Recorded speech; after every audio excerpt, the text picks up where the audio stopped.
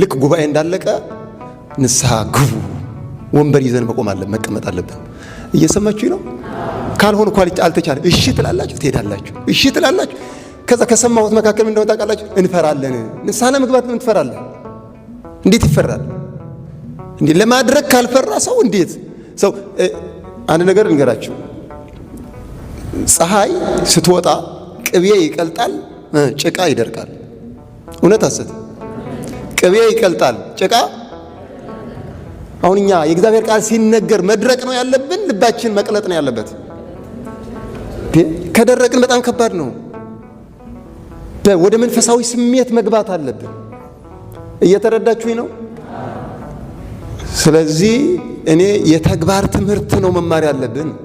እዚህ ከመጣች በቃ ፍጹም ለውጥ በእያንዳንዱ እንቅስቃሴያችን ማየት ያለ። ይሄ ሳሙና ራሱ ሳሙና ውሃ ሲነካው ምን ይሆናል?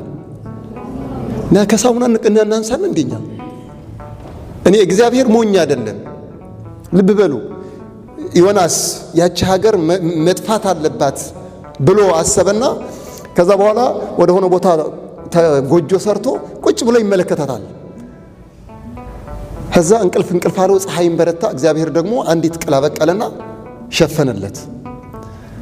ከዛ እሰይ ያለ ንጹህ አየር ተነፈሰ። ልክ እንደ ኤሲ ሆነችለት ማለት ነው። ከዛ ቀጥሎ እግዚአብሔር ሊያስተምረው ስለፈለገ ትል አስነሳ። እግዚአብሔር እየተጫወተ ነው። አምላክ ነው ግን ከትል ጋር ማለት ነው። ልብ በሉ። ቆረጣት ትሉ። በጣም ተቆጣ። እንደ ዮናስ አቤት እግዚአብሔር ሆይ ተቆጣ? አዎ እስከ ሞት ድረስ ተቆጥቻለሁ። እንዴት ትደርቃለች? እሱ አብቅሏታል? አጠጥቷታል? በፍጹም።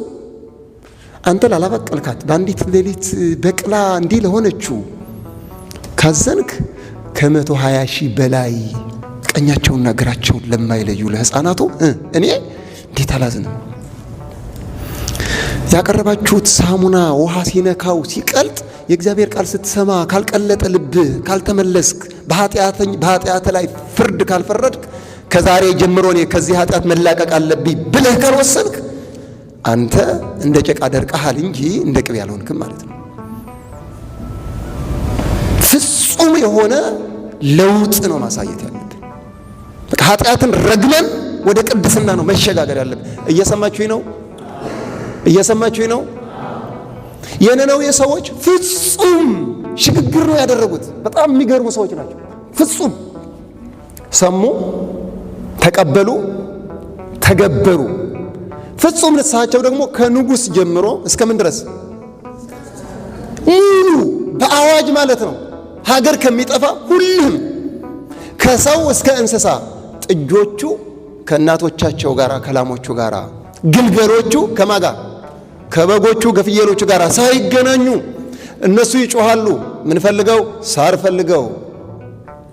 እናቶቻቸው ጥጆቹና ግልገሎቹ ይጮሃሉ። ምን ፈልገው? የእናቶቻቸው ጡት ፈልገው። ሕፃናቱ ጭምር ወዲያው የተወለደ ሕፃን ጭምር ማለት ነው። የተወለደ ሕፃን 3 ቀን መቆየት ይችላል? አይችልም። ያልቅስ። ማንም የምታጠባ እናት እንዳትኖር።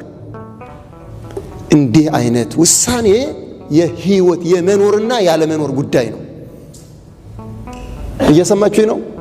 ስለዚህ በራሳችሁ ላይ መወሰን አለባችሁ ማለት ነው፣ ከኃጢአት ለመላቀቅ። ስለዚህ የንስሐን አንገብጋቢነት መረዳት ያስፈልጋል። ሰው ካለበት ስፍራ ወጥቶ ስፍራ መቀየር አለበት። ቃለ እግዚአብሔር በሰማ ቁጥር ስፍራ ለመቀየር ወስነ ካልሄድክ አንተ የእግዚአብሔር ልጅ አይደለም። እሱ እኛን ሊያድን የመጣው ማዳኑን መረዳት አለብን። ስለዚህ እነዚህ ሰዎች የፍርድ ቀን ምስክር ናቸው አይደሉም? ምስክር ናቸው። ዮናስ 1 ቀን ነው የሰበከው። አንተ ስንት ቀን ተሰበከልህ? ስንት መምህራን ተፈራረቁ? ስንት ዘማሪዎች ተፈራረቁ? የእግዚአብሔር ቃል ስንት ጊዜ ተነገረን? ከልጅነታችን ጀምሮ ደንዝዘን ከሆነ ይፈርዳል አይፈርድም? ይፈርዳል። በ3 ቀን ስብከት ስንት ጊዜ ተሰብኮን አድማጭ ብቻ ሆነ። ያ መሆን የለበትም ነው።